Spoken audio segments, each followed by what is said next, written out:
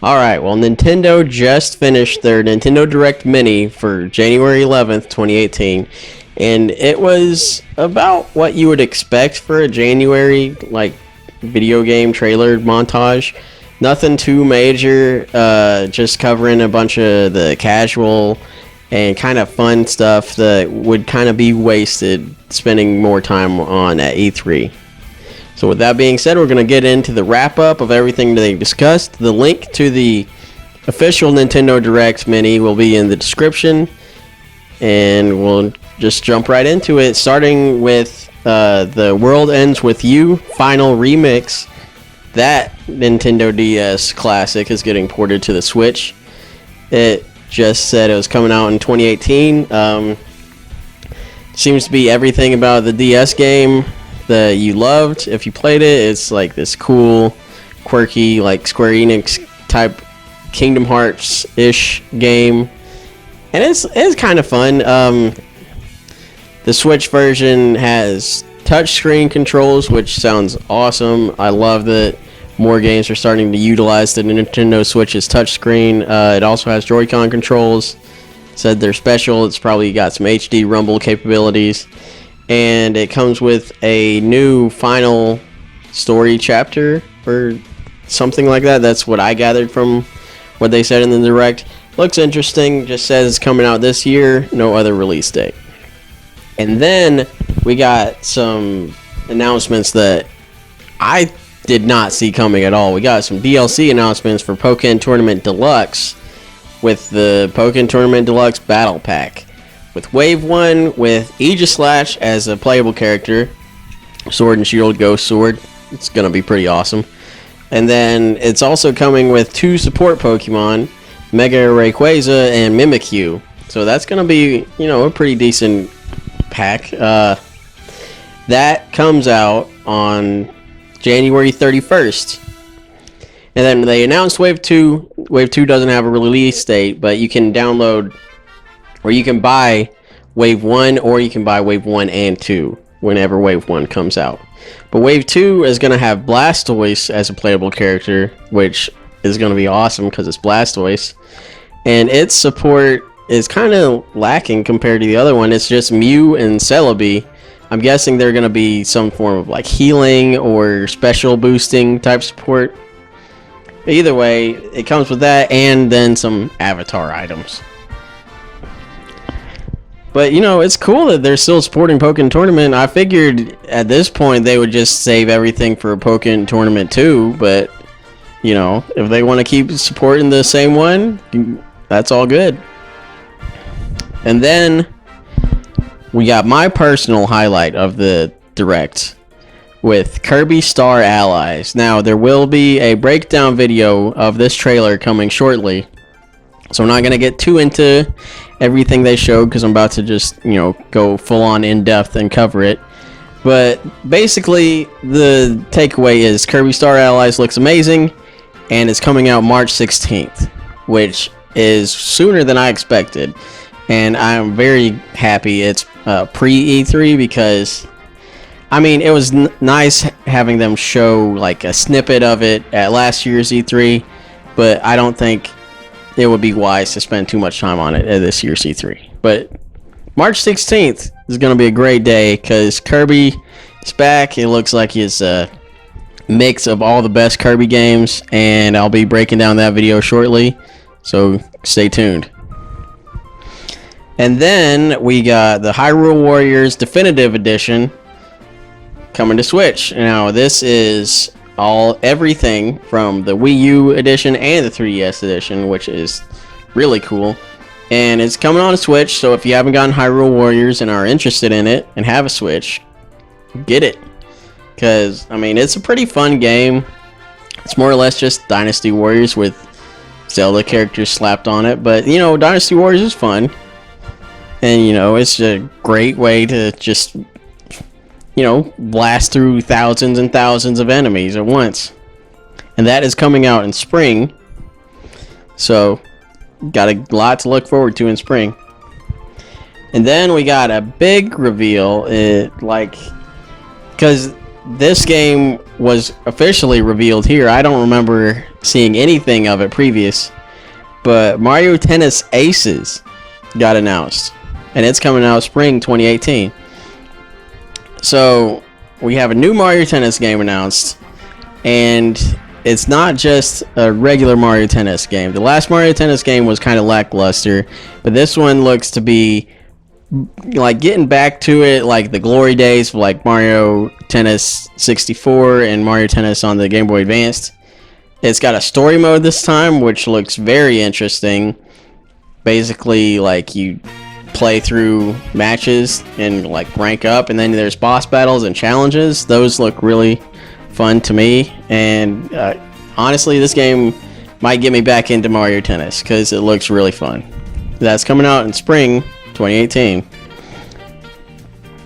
And then we have Ys 8 Lacrimosa of Dana. Now that is a mouthful of a title, and this game looks really cool. It's got these animated anime style cutscenes, and I can't tell how the gameplay is. It looks like it might be kind of like how Xenoblade plays, where it's auto attack, but it also might be how Monster Hunter plays, where it's not.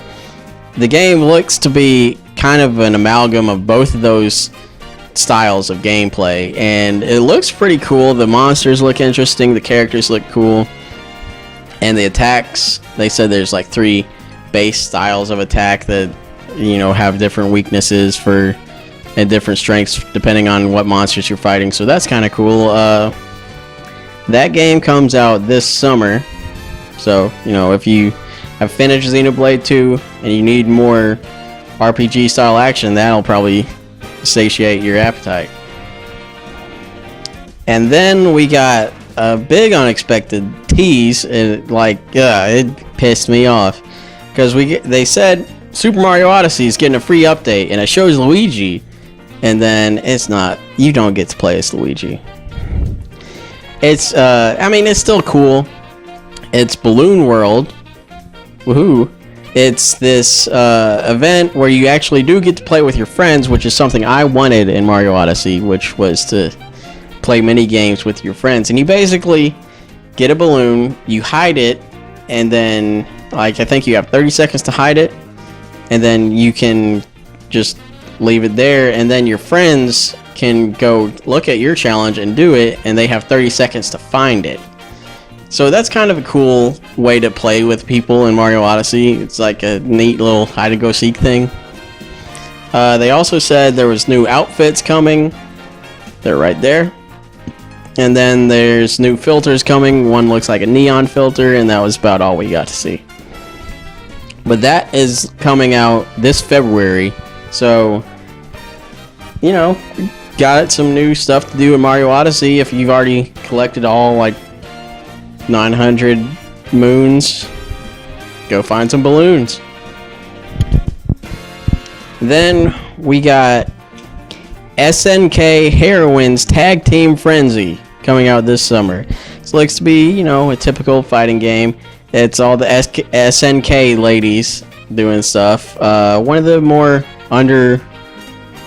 underrated and lesser known fighting games, because it's not Street Fighter or Mortal Kombat. But, you know, looks fun. There's a lot of character customization, and, you know, it could be worth it. It is coming out this summer. And then we got another round of DLC coming for Mario Rabbids Kingdom Battle.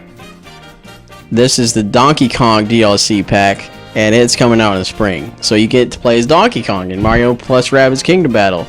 He looks to have this weird boomerang banana type style, so, you know, it could be interesting. Gonna add in a lot more strategy to the game. Then we got another Payday 2 trailer, and we got this new character. She's got this like digital mask. Her name's Joy. She's a hacker. She comes with new guns and hacking abilities, and, you know, it just looks like a new fun way to play Payday 2. If you haven't played it, Switch might be your way to do it. And that comes out on February 27th, so it's pretty soon. Then we got to look at Faye. this is a really interesting looking game. It's this weird, like, almost like photo negative neon type art style to it. It looks really weird and really cool, but it's coming out on February 16th. So there's a lot of stuff coming out pretty soon. Speaking of pretty soon, this is the soonest game, most game coming out soonest, most whatever. The Celeste comes out on January 25th. So that is like, 2 weeks away, give or take. This game is this cool little indie style. It's this girl that can jump and climb mountains, and basically you can tailor the game to fit your challenge need, because you can make it so you're full on invisible, or you can make it so it's just hard as crap. And then we got a big one, and in my opinion it's also the biggest missed opportunity, because we got the announcement that Donkey Kong Country Tropical Freeze is coming to the Switch. I was super excited for that. And then they announced Funky Kong is a playable character, and I was super excited again, because Funky Kong is awesome. But Funky Kong is basically easy mode from what it seems like, because he takes place of Donkey, and he can roll forever, he can swim corkscrew forever, he can float on his board, he can jump on spikes because he has his board. I mean, he's just kind of like easy mode, but that's not the biggest missed opportunity. The biggest missed opportunity, in my opinion, is that they didn't pull a Bayonetta and have the game include the first and second ones. Because if this game was Donkey Kong Country Returns and Donkey Kong Country Tropical Freeze on the Switch, I would be all about it. Instead, I'm only kind of about it because I want to play as Funky Kong. But that game, it's coming out May 4th. So hopefully we don't see too much of this at E3. Hopefully they don't talk about it too much. But, it's coming out later, so they might just be like, hey, this is still a thing. But hopefully that's all we hear about it, and it's done, and that's it.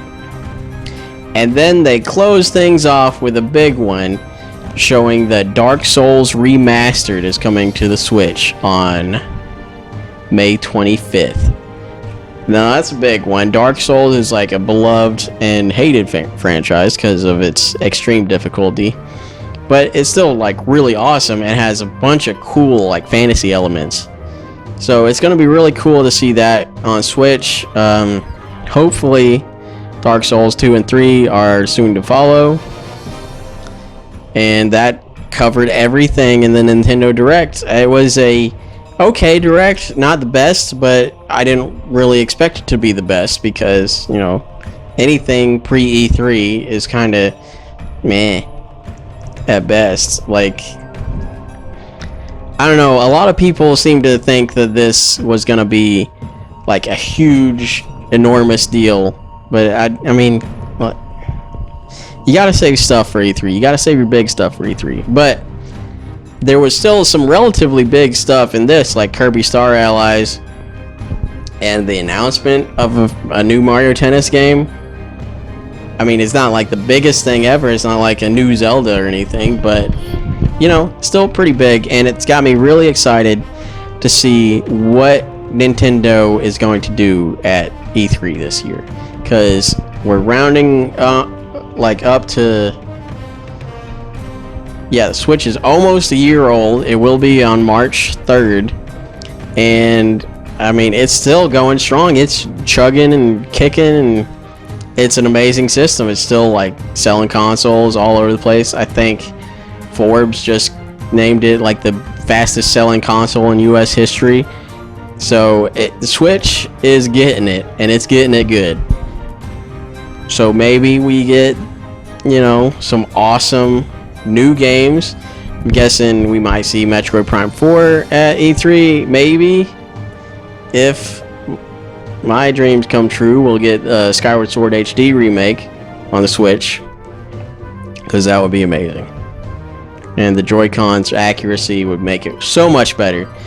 But either way, that was the Nintendo Direct wrap up from January 11th, 2018. Pretty good information.